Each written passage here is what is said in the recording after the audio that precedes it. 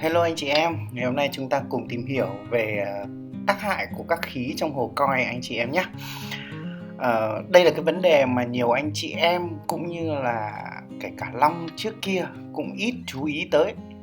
Thông thường chúng ta vẫn thường hay thay nước cho hồ cá, rồi vệ sinh lắng lọc này, rồi lắm khi được chia sẻ về việc đánh khử khuẩn cho hồ cá của mình và đánh phòng bệnh khi chuyển mùa vân vân.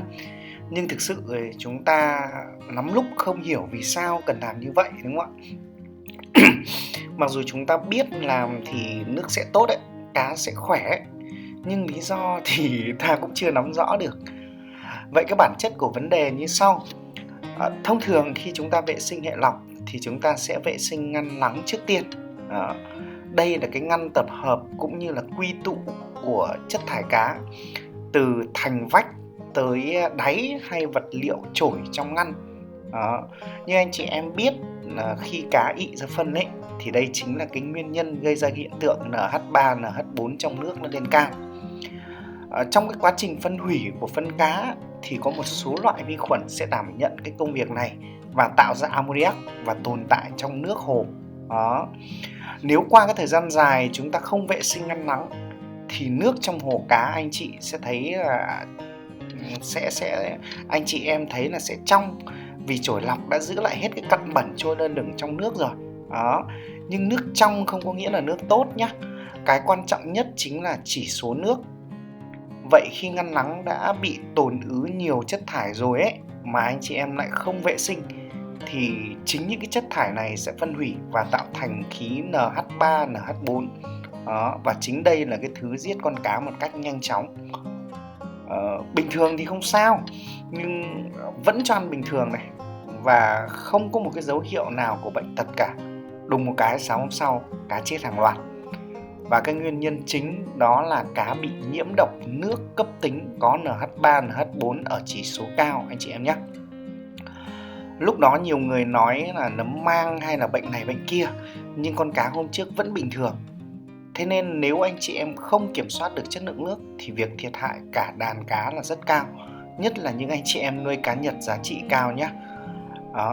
Vậy câu hỏi đặt ra là làm sao để giảm thiểu cái thiệt hại do NH3, NH4 trong nước gây ra?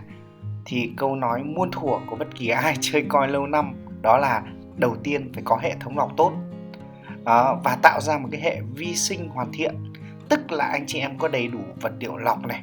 Tiếp là hệ lọc đủ tải lượng nước cho hồ đi qua gấp 6 đến 10 lần lưu lượng nước để nồng độ NH3, NH4 đạt cái ngưỡng bình thường. Chú ý là trong ngăn lọc tinh, tức là cái ngăn chứa GMAT ấy và xứ lọc ấy, thì anh chị em cần đánh vi sinh liên tục theo định kỳ, vì vi sinh sẽ lấy NH3, NH4 và phân giải ra và nó tạo ra NO3, NO4. Hai chất này sẽ ít độc hơn là NH3, NH4 nhé. Long nhắc lại là ít độc hơn chứ không phải là không độc nha anh chị em. Tới cái khúc này Long xin phép anh chị em dừng chút nha. Long chỉ có một kênh duy nhất, Long Bi Channel, chia sẻ với anh chị em giọng đọc này nhé.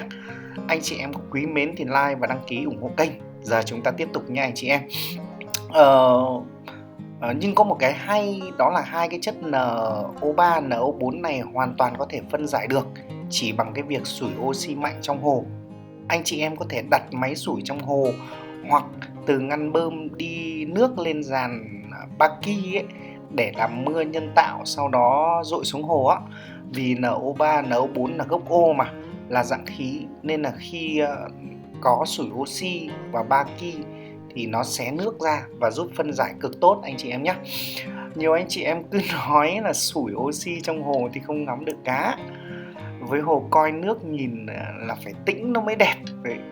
Nhưng mà hầu như chúng ta không ngắm cá 24/24 nên cái việc này nó không có ý nghĩa. Lúc nào ngắm hoặc là cho ăn, anh chị em chỉ cần tắt sủi oxy đi là xong, vẫn đảm bảo được cái chất lượng nước và đảm bảo được cái việc ngắm cá và cho cá ăn, đúng không anh chị em? Còn có anh chị em còn nói là không cần dùng sủi oxy vì tập cho cá thở ít đi, trâu bò đi, sau này có nhỡ mất điện thì cá nó không có chết.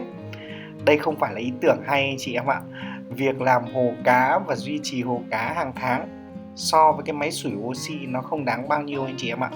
Nó không tốn bằng cái việc thiệt hại cá chỉ vì NH3, NH4 hay NO3, NO4 trong hồ không được phân giải chỉ vì thiếu cái máy sủi oxy anh chị em ạ. Vậy nên trang bị một cái máy sủi oxy trong hồ coi là cần thiết. Như thế nào thì anh chị em cũng nắm được sau khi chúng ta phân tích, đúng không ạ? Vậy giờ chúng ta xem lại cái phần đơn giản nhất ngay đầu tiên, đó là thường xuyên vệ sinh ngăn lắng anh chị em nhé. Nếu hồ cá nếu hồ cá thưa ấy thì tầm 3 đến 5 ngày hút cặn ở đáy ngăn lắng một lần, rồi sau 1 tháng vệ sinh cả ngăn lắng một lần, vệ sinh hẹn lọc ấy. Còn với cá nhiều thì anh chị em nên 2-3 ngày hút cặn ngăn lắng, và 1 tuần anh chị em thay nước 1 lần anh chị em nhé. Thay nước ở đây là thay 30 đến 50% nước trong hồ nhé anh chị em nhé, chứ không phải anh chị em lại thay cả hồ thì cá có mà sốc nước tưng bừng mất. Và cũng có một chú ý, đó là dù cho lọc có tốt cỡ nào, kể cả drum đi nữa, nhưng nó cũng vẫn có một số ít cái rủi ro nhất định. Thế nên cái việc thường xuyên thay nước nó là bí quyết xuyên suốt nhiều năm của nhiều người chơi, cũng như là nhiều trại cá rồi anh chị em ạ. Việc dùng hệ lọc tốt chỉ căn bản là nó kéo dài hơn cái việc thay nước định kỳ mà thôi, giúp chúng ta nhàn hơn trong việc chơi cá mà thôi. Chứ hệ lọc tốt không giúp chúng ta tạo ra được nước mới. Và nếu không có nước mới thì cái việc NH3, NH4 tích tụ dần từng chút một, kể cả drum hay những lọc công nghệ khác, nó sẽ không làm con cá nhiễm NH3, NH4 cấp tính chết nguyên cả bầy, mà nó sẽ làm con cá nhiễm độc từ từ. Nó sẽ làm con cá nó chậm lớn này và màu sắc kém đi, và có trường hợp là nhạt màu dần anh chị em nhé, mất màu ạ. Thế nên cái việc thay nước thường xuyên là cực kỳ quan trọng anh chị em nhé. Nhớ là chúng ta nên thay nước vào buổi chiều, là cái lúc clo trong nước nó thấp nhất, tránh cái tình trạng sốc nước ở cá anh chị em nhé. Và hãy sắm cái chai Detox giúp ích cho cá nhiều khi mà anh chị em thay nước mới. Anh chị em chú ý là hiện tại Long chưa kinh doanh cái sản phẩm nào nhé, không lại bảo Long lùa mua hàng thì chết. Anh chị em có yêu quý thì đăng ký và like ủng hộ kênh là ok rồi. Đấy.